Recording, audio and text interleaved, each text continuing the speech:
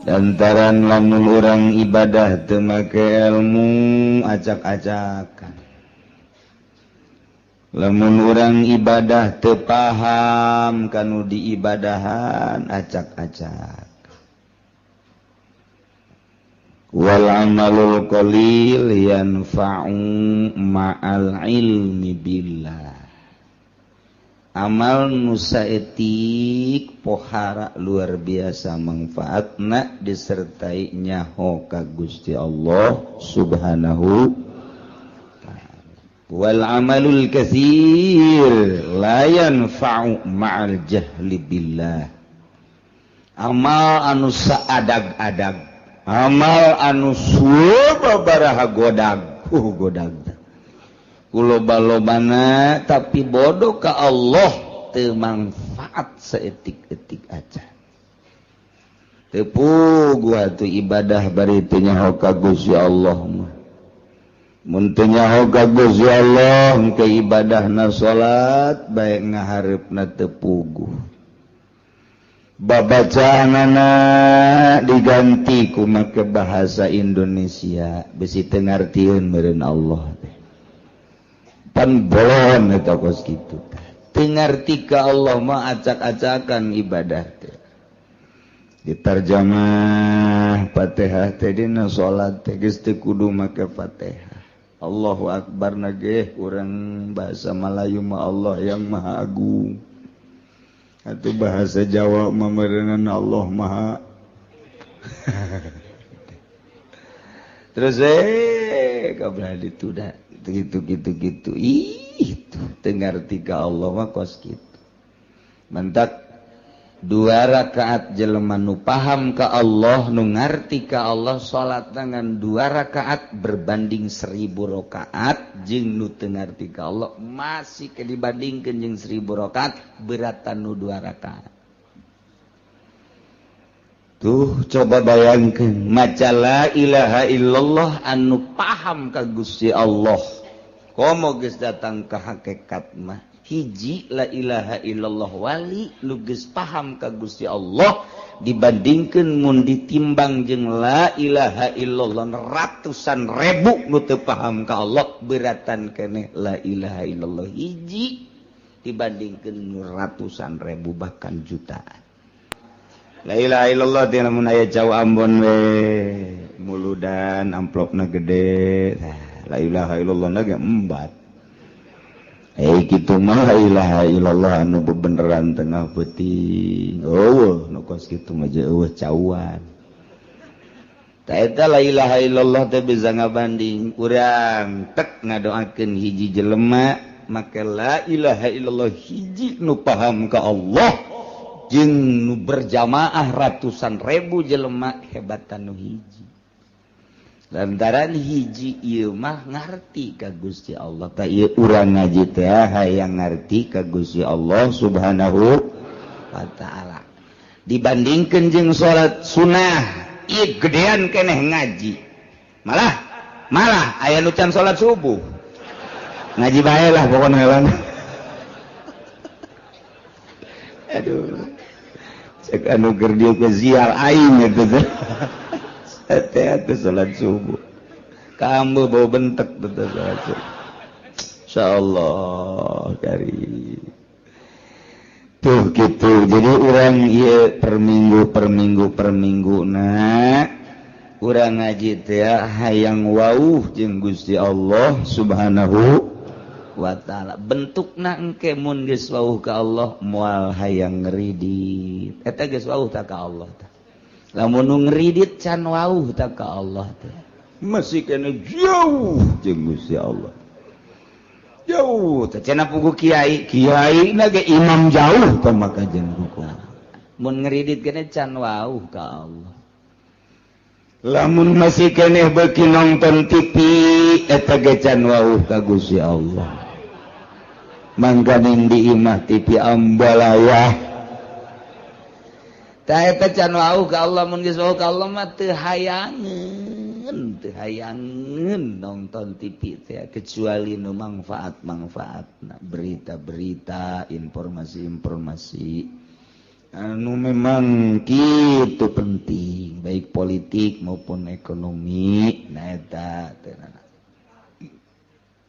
can wauh tah ka Gusti Allah nu kos kitu ngaran lamun jelema keur di kantor jelema keur di ladang jelema keur di toko di pasar ngadenge suara azan nyana hare-hare bae can wauh tah jeung Allah tah jelema barang ditempo teh ku urang di Cikupa loba anu teu wauh di Cikupa mah loba anu teu wauh wayah asar ka Citra wayah magrib di jalan kene datang ka imah para ruyeng Isa aju pake nonton TV itu di Cikupa teh karitu Ambalaya ka unggal kecamatan Kasepatan mau nuntut ya pasar Kemis doang tekaliwat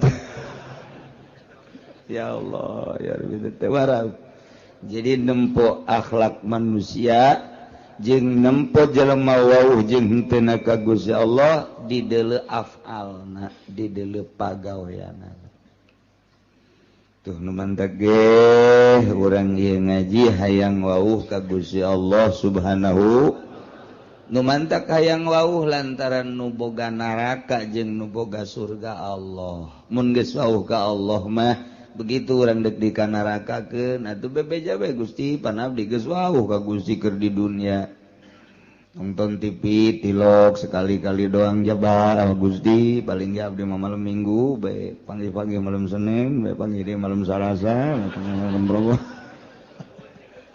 terus-terusan bebeja ka Gusti Allah Gusti panyabdi kudu dikanaragakeun pan abdi teh wauh ka Gusti ciri wauhna pan abdi teh embung ridit embung mabok embung zina eta teh abdi nu mantak embung wauh ka Gusti cak Gusti ulah abdi pan henteu pencak Gusti salat abdi salat pencak Gusti puasa abdi puasa berarti abdi wauh ka Gusti adapun soal kurang husukna mah tuh hampura bae Gusti begitu tah oh cek Gusti jalan coba padahal banget sih adalah barang di dalam teh oh bener ada herang seetik ya banget malaikat amankeun teh mah wauh ka aing wauh emang cek malaikat ya setengah wauh lah tuh setengah wauh bae salamet komo nu wauh jasam Masya Allah nu mantak libetkeun diri urang wauhkeun diri urang angsongkeun diri urang ka pangajian wangsongkeun diri urang ka jelema-jelema nu wauh ka Gusti Allah Subhanahu wa taala wauhna urang jeung jelema nu wauh ka Gusti pasti diajak ka Gusti lamun urang wauhna ka jelema nu paham ekonomi diajak berekonomi urang wauhna jeung jelema nu paham politik diajak berpolitik urang wauhna jeung jelema jeung tukang ngabohong pasti urang milu bae tah ngabohong geus mun wauhna urang jeung jelema nu wauh ka Gusti Allah nu paham ka Gusti Allah pasti diajakna ka Gusti Allah Subhanahu wa taala wauhkeun diri urang ka Allah babari wauh ka Allah dia cek Kanjeng Nabi ti Gusti keneh man arafa nafsah arafa rabbah sajelema anu nyaho ka dirina bakal nyaho ka pangeran nyaho ka diri urang nyaho ka pangeran saha diri urang teh makhluk berarti nyaho pangeran teh khaliq saha diri urang mah butuh dahar berarti khaliq mah teu butuh dahar sebab Allah mah mukhalafah lil hawadis nyaho ka diri urang bakal nyaho ka Gusti Allah carana bertauhid coba gerak tibimiti wujud kidam bako mukhalafatus kabelah dituna terus orang bersyariat bertauhid berangkat timimiti aqwal datang ke ahwal urang engke wauh jeung Gusti Allah moal bisa lamun eueuh nu nuduh geus kudu dituduh-tuduh nah iyalah urang ngaji per minggu ieu teh dituduhkeun supaya wauh ka Gusti Allah Subhanahu wa taala tadina urang ngaji ka Cilongok can wauh ka Gusti Allah sorangan bae barang geus wauh mah jeung Gusti Allah aya jelema nu milu diajak ku urang tawauh tah ganjaran berarti Allah ridhoeun mun urang ngabonceng kabeneran nu dibonceng ngajahe lain ridho menang godog dung-dung Masya Allah urang wae dulur nyegat teh diteureun babaturan nyegat teureun giliran bae bangsa konde eureun lain eureun deui diajak malah mah teu daekeun ge dipaksa soraka malulu ya Allah ya Rabbi wauhkeun diri urang ka Allah abeh manteng ibadah ka Gusti Allah mun geus manteng nikmat geura salat teh moal karasa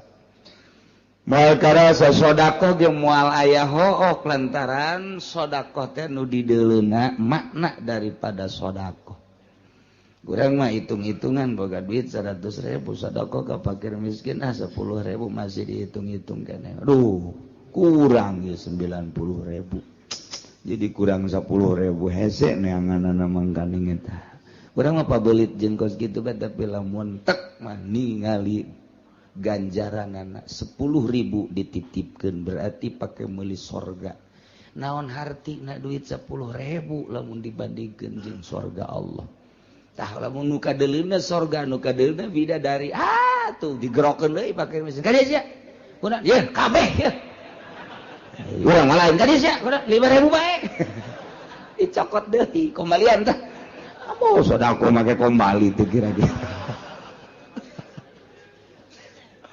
tuh ya can paham eta keur carita sodako boro-boro ka batur urang mah ka pamajikan ge pelit jasa ka pamajikan bae nu sagulung sagalang pelit keneh bae pelit jasa ka pamajikan teh bebeja ka balanja malu nu kamari pan aya kombalina kamari iraha kamari sia nyokot sebenarnya 100.000 meureun paling ge dibalanjakeun 20.000 teh kombalina ka mana beuka geus sabaraha poe eta sabaraha poe tungtungna mah gara-gara balanja hakeuk kadenge kata tangga Masya Allah kudunya oke ka balanja tah balanja dia tah balanja dia kak beul lain ye Masya Allah taya urang belajar nu dideuleuna ulah terlalu duniawi tapi nu dideuleuna ukhrawi bakal harampang kabeh nikmat belajar kos kitu teh kudu belajar kudu belajar lah mun teu belajar mah teu moal bisa naon kudu belajar ke geus belajar bisa geus bisa jadi ahli geus ahli mah nikmat ahli sedekah ahli ngaji ahli salat ahli mun geus dapat ahli mah nikmat